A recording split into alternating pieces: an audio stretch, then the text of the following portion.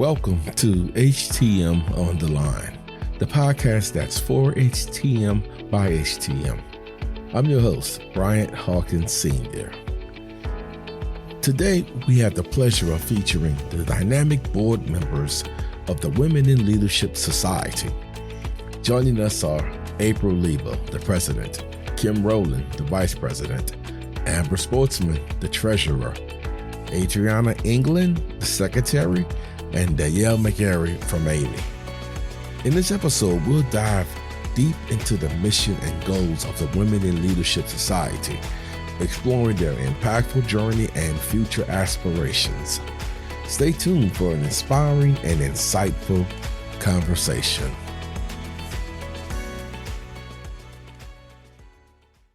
How you ladies doing this evening?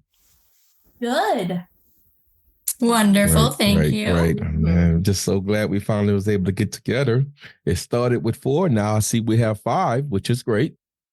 And let's jump right into it. First question I'm going to ask, and I'm going to direct this toward you, Danielle. Can you share the inspiration behind the creation of the Women in Leadership group? What motivated each of you to join this movement, or you for that instance? Absolutely. And first and foremost, Bryant, thank you so much for having us on your podcast. I love being on this show. So it's such an honor to be back here today and talking about the Women in Leadership Society. To answer your question about the inspiration, about the creation, this was all April. And just really seeing a need for connection among women leaders in the HTM field. And she reached out to me about this group and, how could I not be part of this or not want to join? It's just such a great mission. And I was so elated when she reached out because I also agree that there's such a need for connection among women leaders and women in general in the HTM field. For those of you who don't know my background, I started off in an all male dominated 40-person self-op HTM department. And I was the only woman that worked in that department the whole time I was there for 7 years. And luckily my experiences were all positive, but it really shows the need for community for HTM females is just so necessary because there's so many unique challenges about just being a female in a male dominated field. And, that can also just become isolating if you don't have good connection points. Also once I learned about the group, I obviously wanted to be an individual contributor because I'm just so passionate about the mission, as we all are. But I also knew that AAMI would want to help as well. And, as an organization, we are so excited about this initiative, and AAMI is also happy to support this initiative 100%.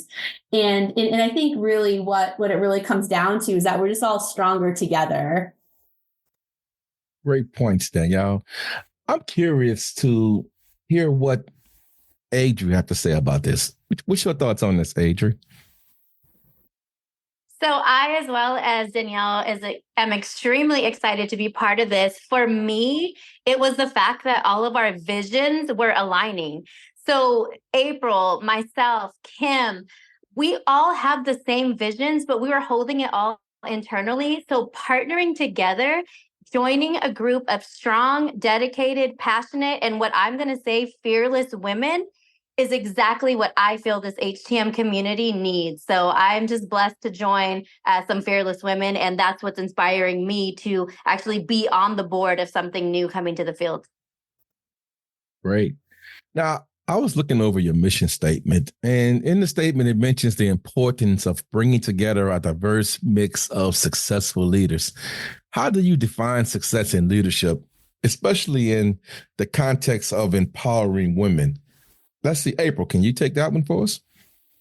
I sure can. So for me, putting the mission statement together and thinking about getting a diverse mix of women, I took that in a lot of different contexts because there are so many different avenues in our industry that you can go. We've got people that are working in straight healthcare. We've got people that are working in HTM. We have people like us, Amber, Adri, Kim, myself, that are working in more of the retail wholesale market. So there's just so many avenues that the women can come from and be a part of this group and bring their experiences and their stories and their leadership and their passion about what we do to the group. So that was first and foremost. But then in terms of really defining the success in leadership and what I feel is important is not necessarily always the title,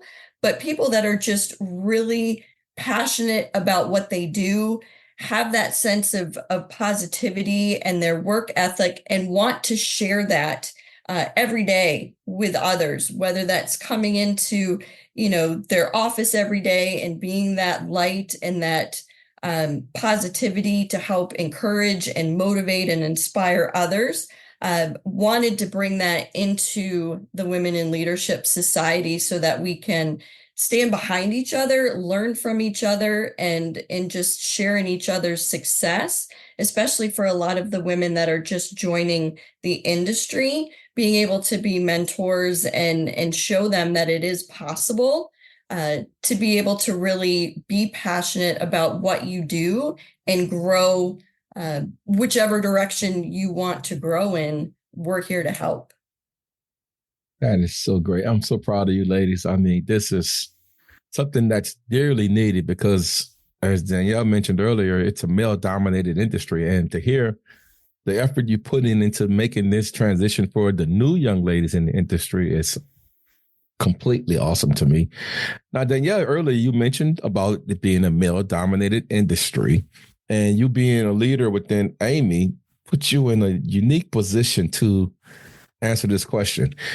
Could you possibly share some insight on the main challenges women encounter in leadership roles and explain how your organization is working to tackle these challenges? Yeah, absolutely. And, I want to preface this answer, that this is some of these examples are my experience. And obviously everyone has a unique journey in this field and because everyone's journey is different, we have that diversity right out of the gate. The more diverse we are, the more diverse our conversations. And when we all come together, sharing our different stories, I think that's where we really can make change and really help others. And that's one way that this group really so nicely addresses these challenges that I'm going to speak about. I think one challenge that I've always seen is people in the hospital not expecting you to be a female. I'll never forget that I got a call in the OR, and I had gone up to look at the medical device that was broken. And the chief of the OR said to me, "Oh, sweetie, we don't need another nurse. We're waiting for the engineer." And I remember saying, "Well, I am the engineer. I have an engineering degree." And he just looked at me and said, "Oh, you don't look like an engineer." And I just said, well, what do engineers look like? And I think it's kind of those types of stereotypes, people being caught off guard, especially if you're young and also being female. And another challenge also is not having women connection points really easily. In 2022, AAMI did an HTM demographic survey, and we surveyed close to 8,000 folks in the field, and only 10% of those folks that answered the survey were female, showing that 10% of the field is female, showing that we're not very diverse in regards to gender at all. Because you don't have readily accessible connection points with other females, it can be hard. In this group, what's so great about it is through the LinkedIn group and as we grow, women now know the other women in the field. It brings people together. It allows people a way to ask questions, commiserate on challenges. And I think the final challenge that I have felt as being a female in the field is, since I became a working mom and had my daughters, I think it's sometimes very hard to ask for what you need when your children are homesick. Obviously, as much as we're, a working female and that still falls on you a lot. And I always had this fear of saying, my daughter's homesick. I need to take the day off. And a lot of that to me was very self-imposed. And I think just letting other people know, it's okay to ask for her what you need. One of my favorite things in this field is being able to mentor. I have always loved everyone that I've worked with, but I've always tried to take a very vested role in mentoring those who have worked for me along the way. And I feel as though, through this network that, this group has created, we really have our boundaries are unlimited as to who we can connect with and who we can mentor and who we can help and who we can empower. And that's why I think this group is so great. And, that's just one of the many ways that we can help address this challenge. Collaboration and networking, they are vital in any leadership role. Now, how does women in leadership facilitate networking and connection among its members? Adri, could you help us out with that answer? Of course. I am 100% in networking. That is what I do. That is how I started my career. What we're doing is we focused on LinkedIn. We feel like in our HTM community, that's a strong social media platform. We started our group in October. We have 85 current members. It's a private group, so that is where we're focusing is LinkedIn. We also are looking for word of mouth. So anybody that we're connected with, we are inviting them to the group. We are sharing the group. The HTM shows, we just came back from AAMI, Kim and I, and instantly we're like, let's take a photo. So we put it up. We're high-fiving other women in leadership, ladies that are in the group as well. People like you, Bryant, like we're hoping to get you on board to help spread the word. Our newest thing is using AAMI as another networking platform to help us spread the word and get more women into our group. Adri gave a great answer there. Anyone else have any thoughts?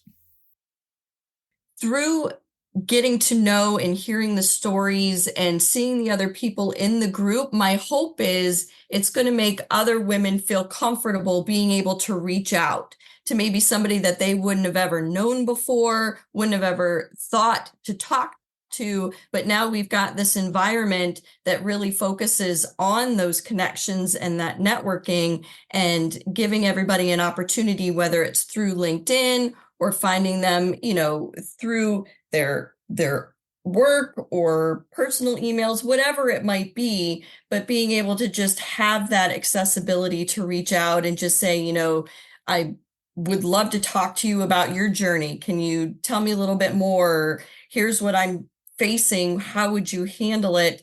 And, possibly being able to meet up at one of the biomed shows or AAMI or, one of the other networking events that are out there, and just being able to help with those connections. And again, having an environment that really promotes that accessibility to talk to other women in the group.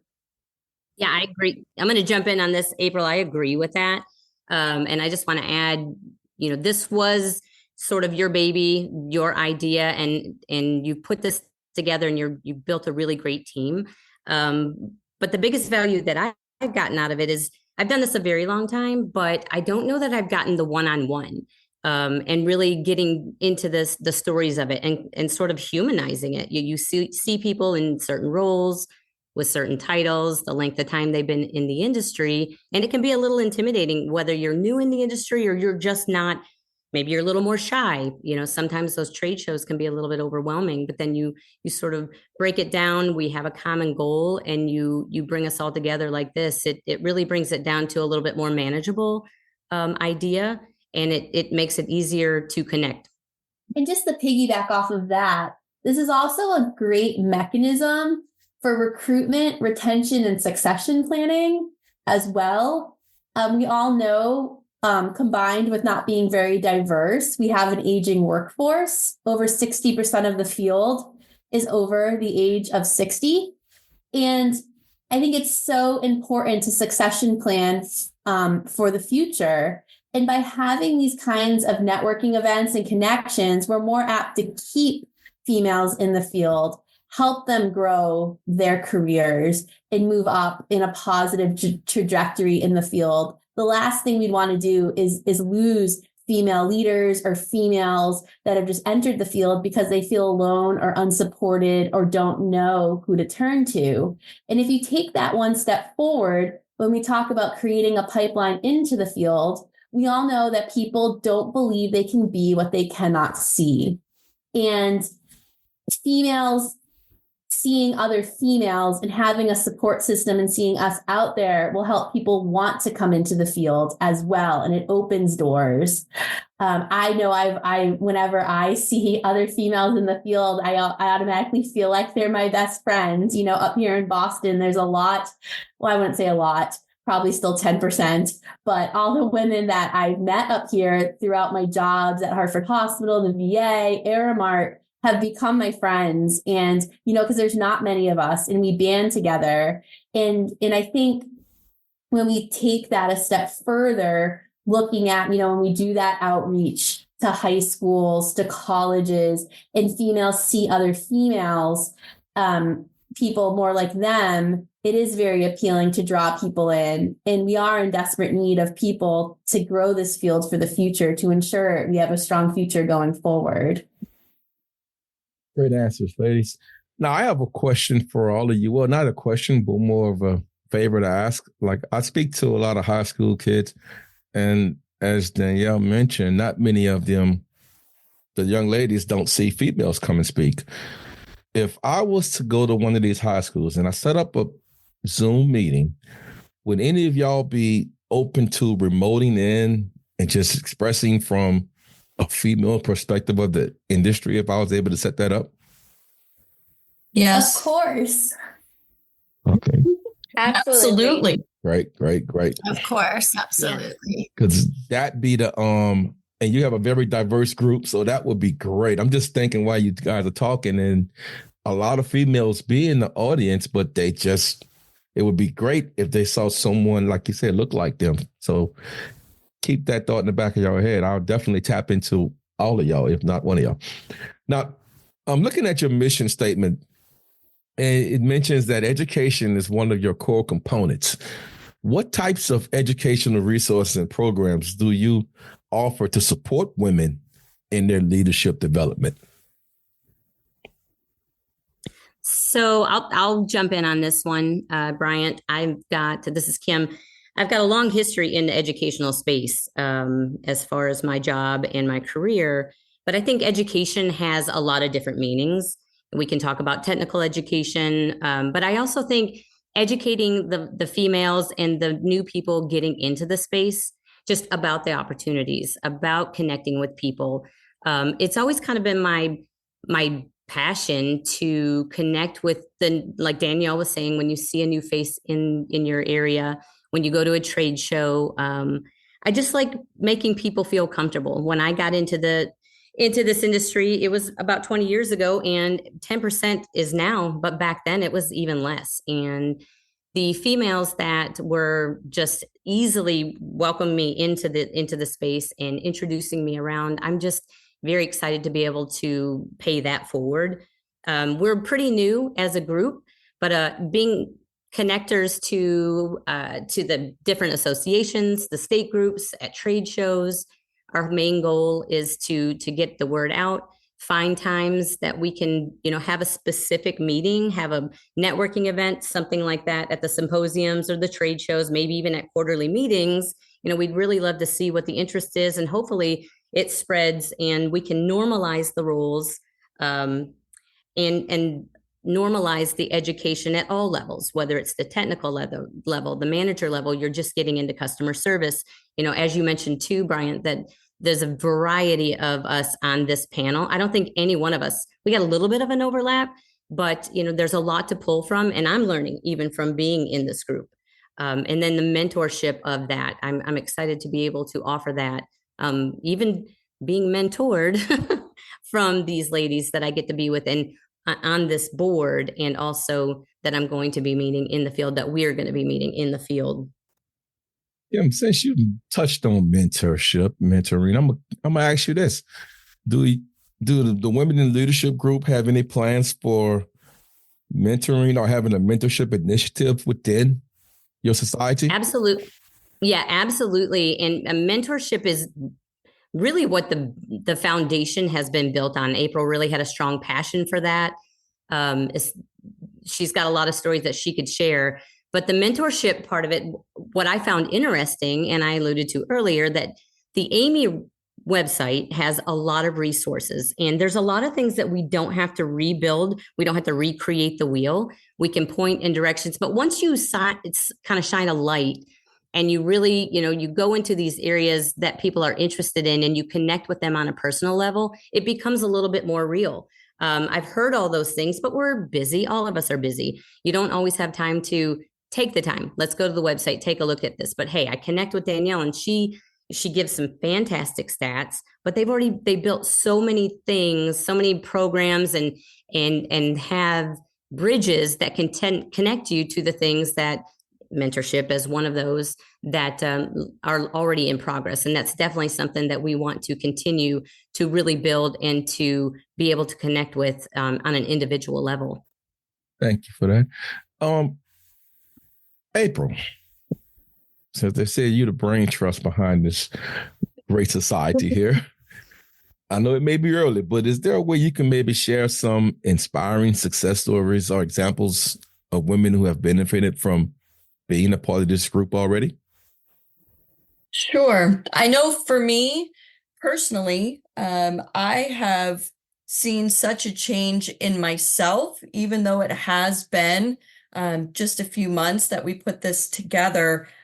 Just for me, again, in my own work life, I have found inspiration and encouragement just through these girls, through this group, to have some really hard conversations that I don't think I would have been able to have a year ago, and would have been very uncomfortable for me.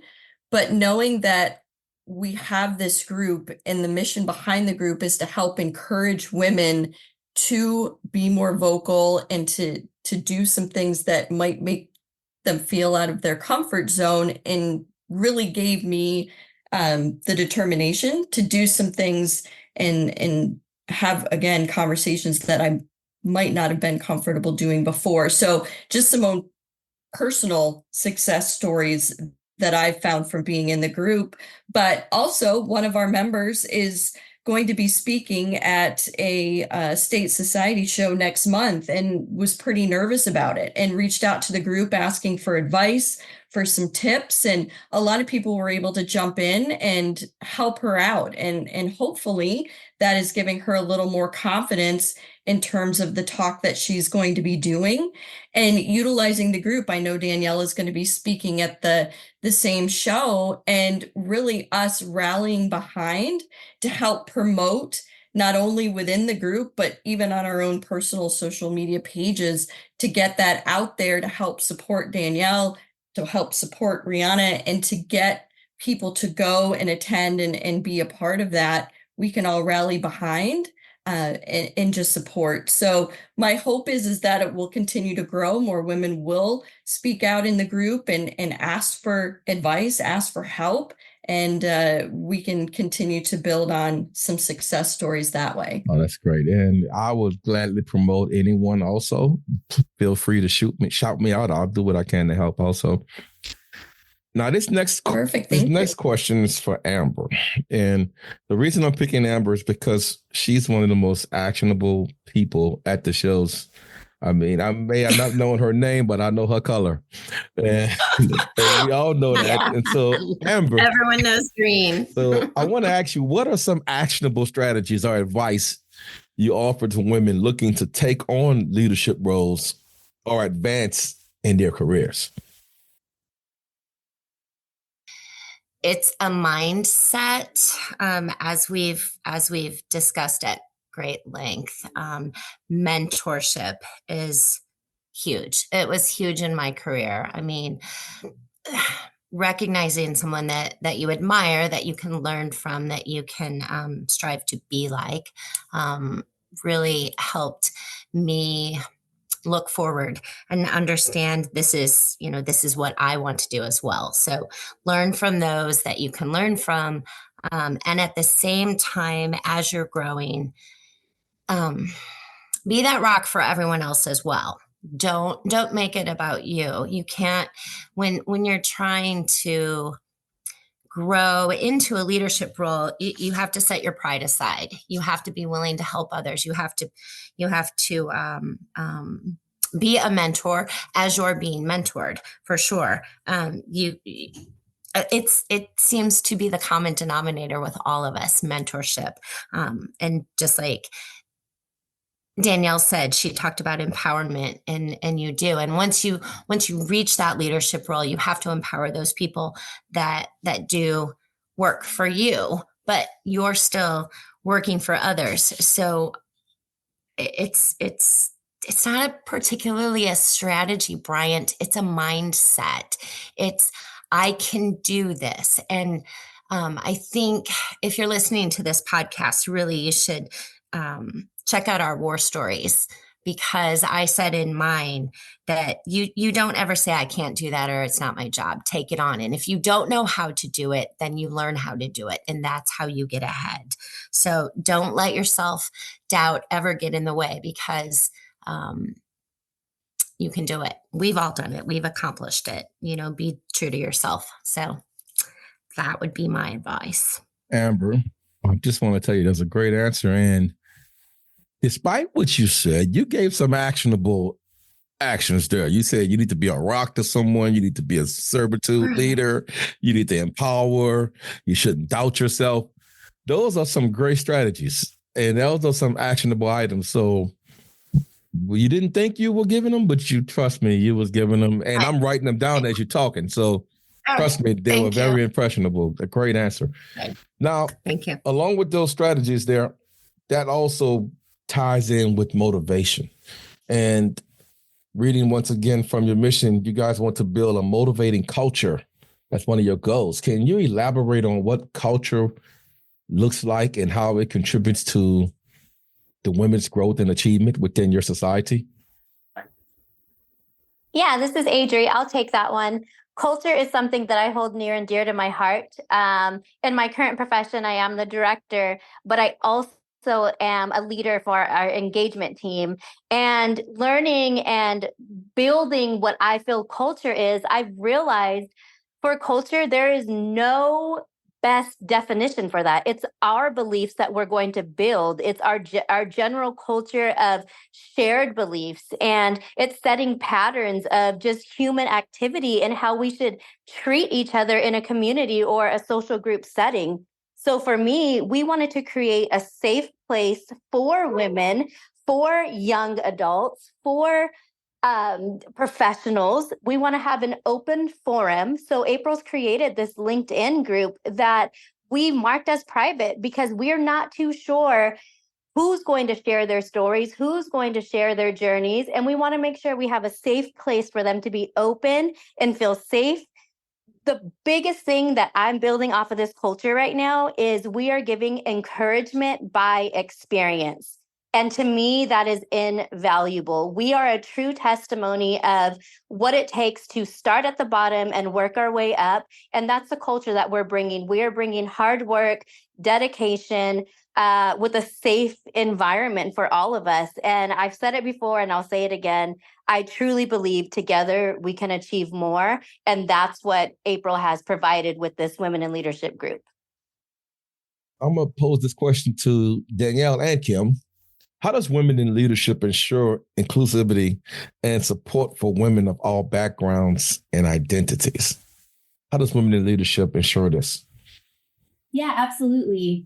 So just before I give an answer, I'll give a couple more statistics about the HTM field as a whole. When we talk about inclusion and different backgrounds, when we did the diversity survey, only 8.5% of the HTM field, now this is the whole field, not just female, so this number would be even smaller if we were just looking at the female population, but as a whole, only 8.5% of the HTM field identifies as African American or Black, and only 7.3% of the field identifies as Hispanic or Latinx. So beyond just having a gender diversity issue, we also have a racial and ethnicity lack of diversity as well. But one positive statistic, just so it doesn't seem all loom and gloom, because we're here to make that better, be positive, and empower one another. Of the 10% females, 14% of HTM managers are female, which is pretty remarkable, because the 10%, the denominator, as we figure out that statistic, is the field as a whole. Then if you separate out the managers, which is even a smaller subset, you would think that percentage would go down, but it actually increased by 4%. So that shows that the women in the HTM field are succeeding and moving up in the field, which is very positive. And just the comments on, ensuring inclusivity. Obviously, this is a welcoming group of every background. And because of the LinkedIn group, the world isn't so large anymore. Anyone can join. And, with AAMI being involved, we are an international association, and we do a lot of work with the international HTM associations as well. And, we can help, promote this group, not only domestically, but internationally. And I love listening to all the stats. We talk about these things, but really showing the depth in that, and sort of that gap that we are improving on, and hopefully will be a big part of that. But I've not been a part of many industries. I've been in this one about 20 years, but inclusion and relationships and the co-opetition portion of that, I've always valued that. I talk to people that are successful or, in different roles in other industries, and it's very hard to get your head around the co-opetition. But when I'm out there, we're all in it to, do well in our jobs, to grow, we're all out there to pay our bills and to eat and to, to be successful. But I just feel like there's a bigger section of us, male and female, that are willing to get out there and to help people. I think it's a people helping people industry. And when I'm at a show, I see new people or newer people, I want to help introduce them around. And the inclusion part of that has, nothing to do with skin color. Gender is something we're trying to focus on. I think this is not as much about gender, except for we've got to put some emphasis on that and really normalize. That's my word for tonight, is to normalize that for the female side of it and for the younger group, but inclusion of all, and welcoming people into the space. Right. I mean, Danielle has an engineering hat on with the stats. Kim, given the inclusion part, I can attest to all five of you ladies. I mean, I think I'm a pretty outgoing person, but when I met each of you, every single one of you was like greeting me with open arms as if we've been friends for years. So y'all all have that talent and skill set to bring individuals into your fold. And I think it's going to be a great thing what you guys have going on here. Now, what about upcoming events? Y'all mentioned a lot of shows and things like that. Do y'all have any type of women in leadership projects, events, initiatives coming up? Let's see, Adri, could you take that one? Of course, I am the secretary. So I'm making notes and I'm making meetings. So luckily we partnered with Danielle just in time. The AAMI Exchange is coming up in June, located in Phoenix. And if you're attending, or if you can get a day pass, AAMI is donating a room for us on Sunday, June 16th. It's going to be a 1-hour meet and greet. So it is our very first Women in Leadership reception, 4:30 to 5:30. You can meet the ladies on the panel, join the team. So that is our very first event coming up. Some projects, and again, Bryant, you should feel special. Our very first project was building this and spreading the word and talking about who we are and what we represent. So doing this podcast was on our list of projects to do, because we can't spread the word without the following. So thank you again for allowing us to talk about who we are and what we represent.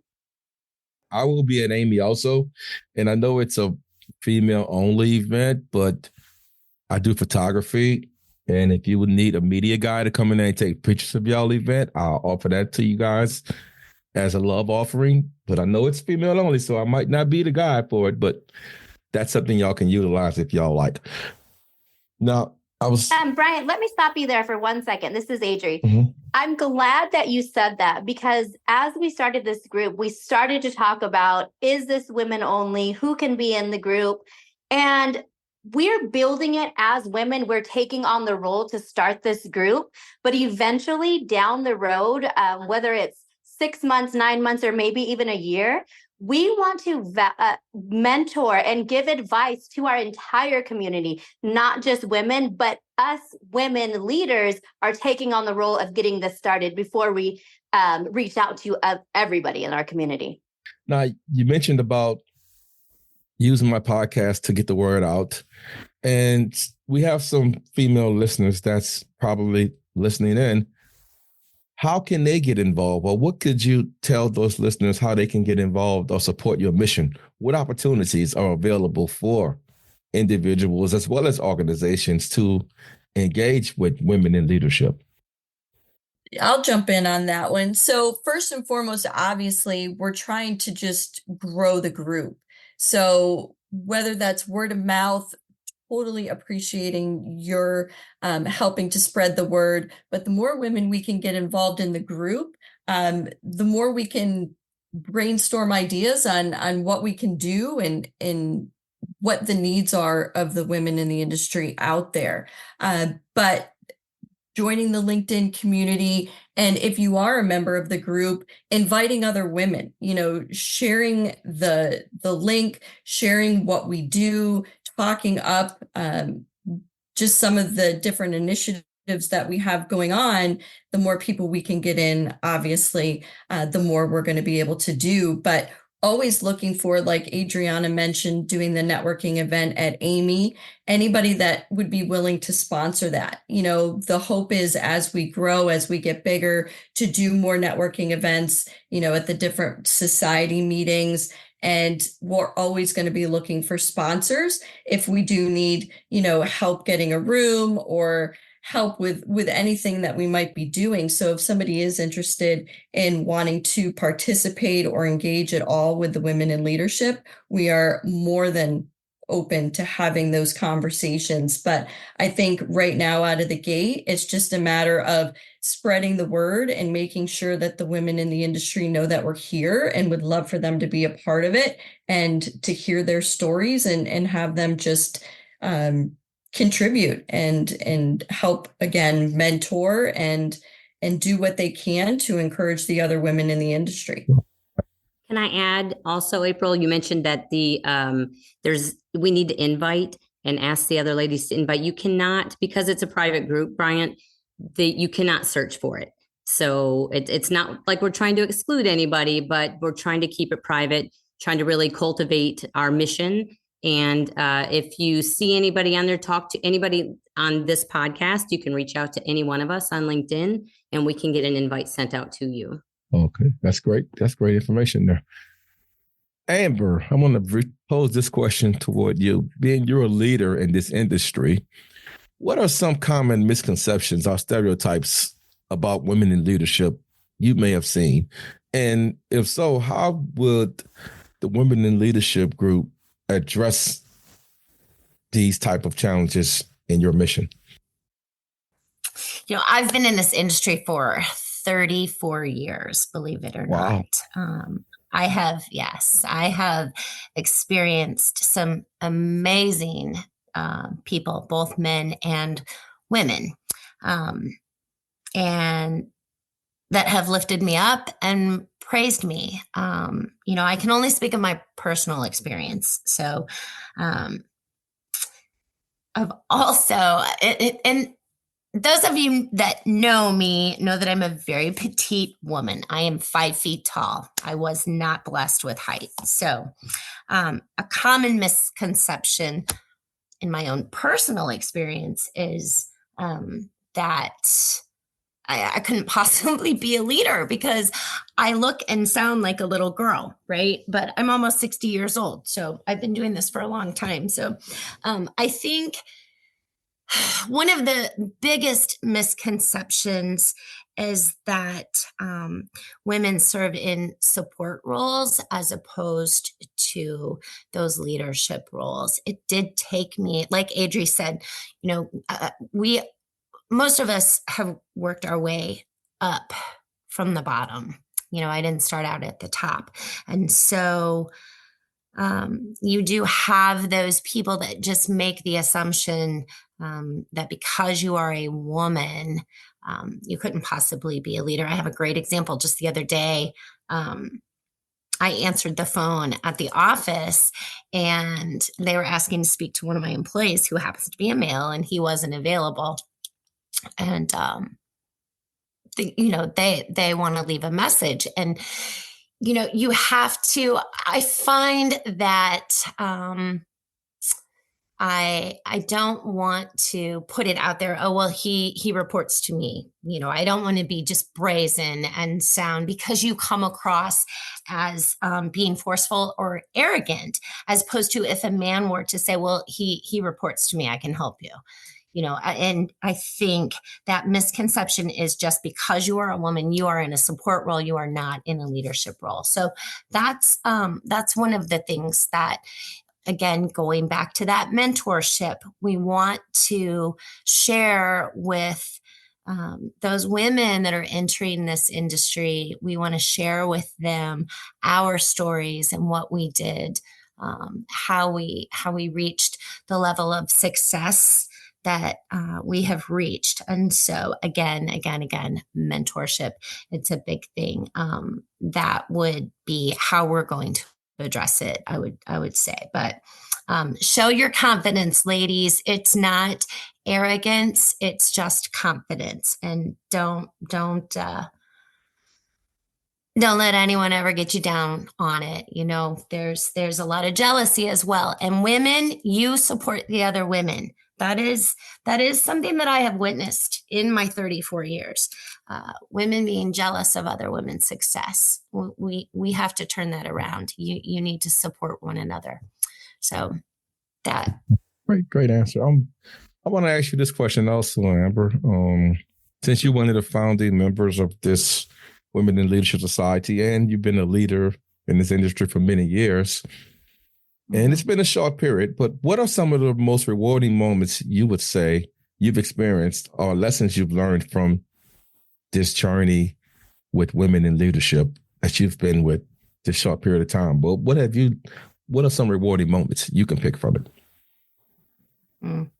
You know what, Bryant, I love this question. 100%. I can say it's been bonding with these women.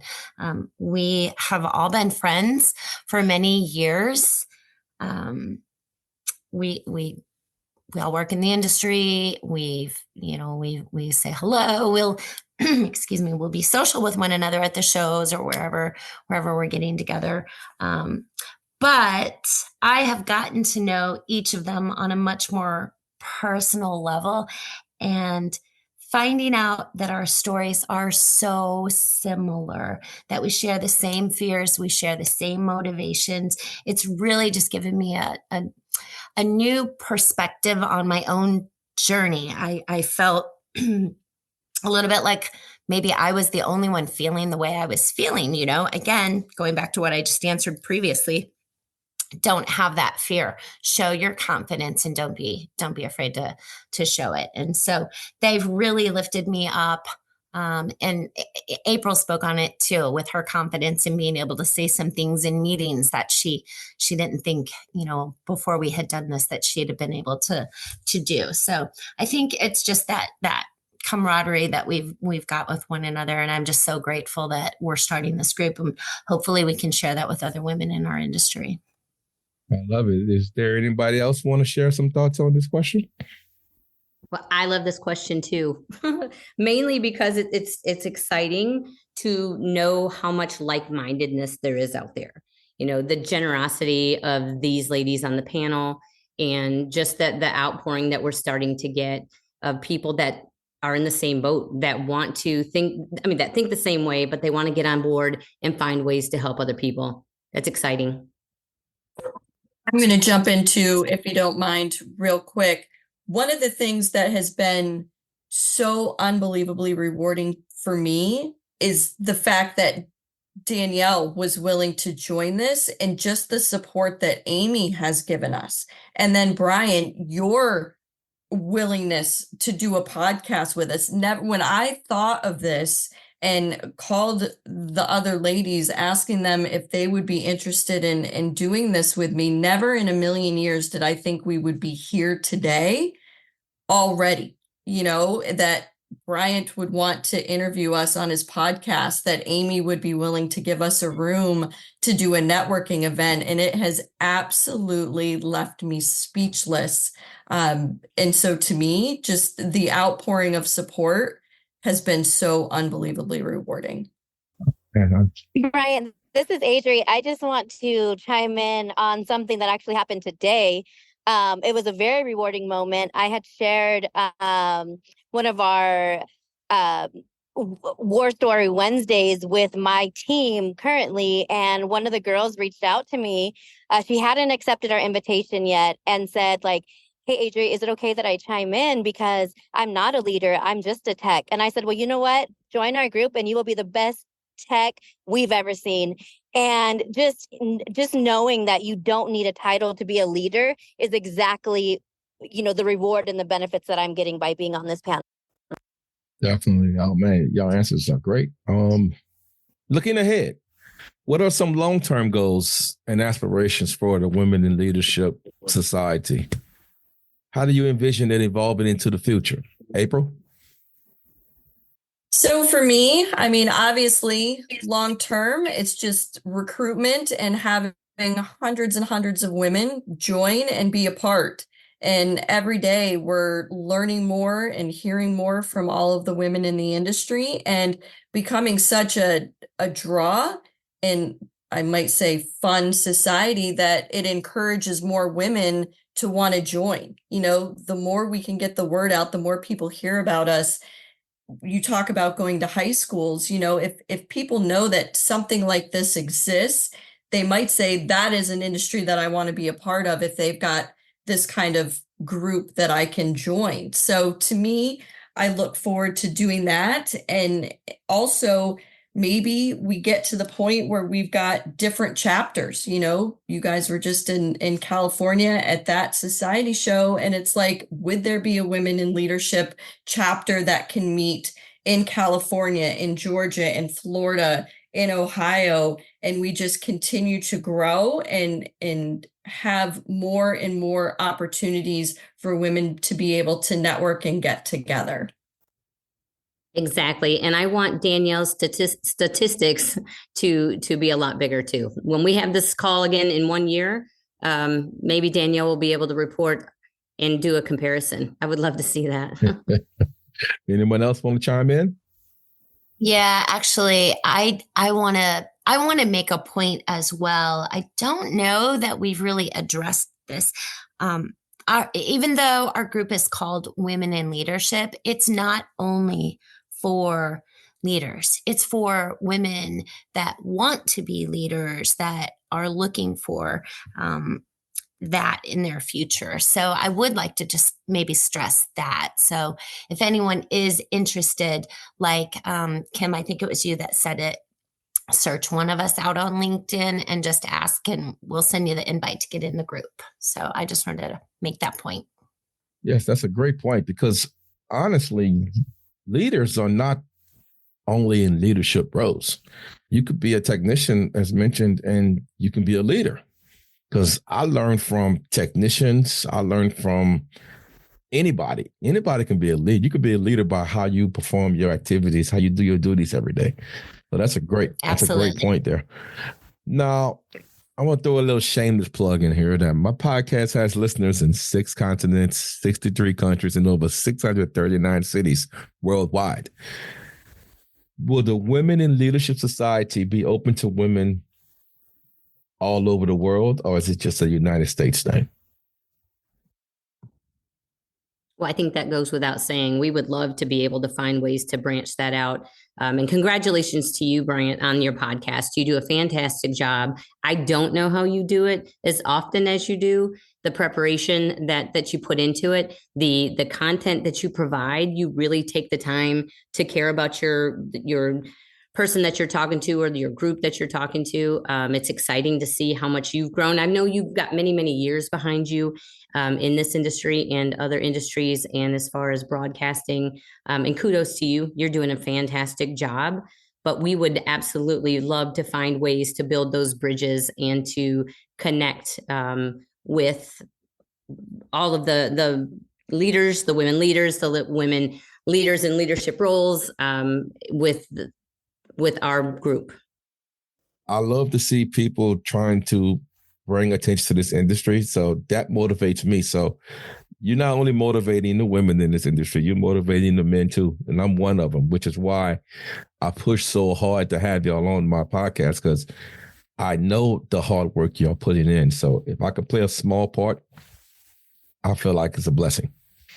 So in the end here, we're going to wrap this up. I would love to give each of you some time to maybe give some going away parts that you could share with the listeners, some encouraging words or anything you would like to share. And we'll start it off with Amber. Oh my goodness.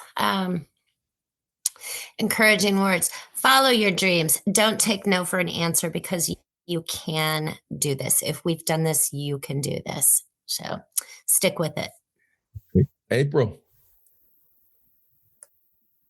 To me, I'd say set your goals and work hard every day. Be passionate and utilize all of your resources around you to get where you want to go. Just because you're a woman doesn't mean that you can't excel and exceed and be the best that you can be, and hit every one of those goals that you set for yourself. Let's just stay in the A's. Adri? I knew I was next. For me, I'm going to go ahead and repeat what I said earlier. You do not need a title to be a leader. You just need to be someone that someone needs to follow and wants to follow. So if you look at me, my appearance, I do not look like a director of inside sales. I have colored hair and tattoos, which is not your typical director position. However, I want the young women and just different women coming into the industry that has the knowledge, that has the drive to be in this position, to know it's okay. Leaders come in all different shapes and sizes. Right. Danielle? Yeah, I think if I had any knowledge to impart is, kind of what I said earlier, we're all stronger together. And I also think, part of this bringing everyone together is knowing that every day is not always going to be easy. But when you look back on the trajectory of your career, you don't focus on those bad days. You focus on all the good, and you look back, and hopefully you can look back with a smile and, really have found a career. I mean, I know I couldn't imagine doing anything else. And I think it's important to always remember that we've up to this day in time, we have always made it through 100% of our hardest days, and we can all do hard things, and we can do them together. Right. And Kim, you can close it out. I'm going to close it out very simply. Thank you, Bryant. I have always lived by this, but you should always leave people and things better than you find them. Wow, that's great. Now, I have one more question for April. I know all the ladies was mentioning how this was your brainchild. So you kind of touched on it earlier, but it has to feel kind of, I guess, outside body moment to see that you thought of it, and then I don't know how many months it's been. Maybe you could tell us that you mentioned it's moving so fast. I just want you to know it's probably going to pick up even more now. But how do you feel knowing that you brought something to life that's going to make a difference? I promise you. I want to know your thoughts. It's hard to even put into words, because it has already exceeded anything that I thought it would ever be. I'm so honored that the ladies wanted to be a part of it and agreed to join the board. I'm just, again, it leaves you speechless to just see where it's gone in such a short amount of time and the support that we've gotten. But to me, it's exciting because if we've been able to bring it here in just a few months, I can't imagine where we're going to be at this time next year. And the thought of knowing that we're going to be able to reach and help encourage and support so many more women in this industry is everything that I hoped or could have ever dreamed it to be. So again, completely exceeded my expectations. Well, thank you. But wouldn't be here, it totally wouldn't be here if it weren't for everybody on this phone call. I don't know how you assembled this team, but you picked a team of women that are high energy, know a lot of people, very outgoing. I mean, you picked a great team. I don't know if it was systematically done or organically, but you got a great team on your hands. And that's probably why it's growing as fast as it's growing. So kudos to all of you guys. And anything I can do to be of assistance, it's no problem. Please reach out to me. I'll do what I can to help. And I just want to thank you guys once again for coming on HTM on the Line. And you're welcomed anytime you want to come back. Thank you, ladies. Thank you so much, Bryant. Thank you, Bryant.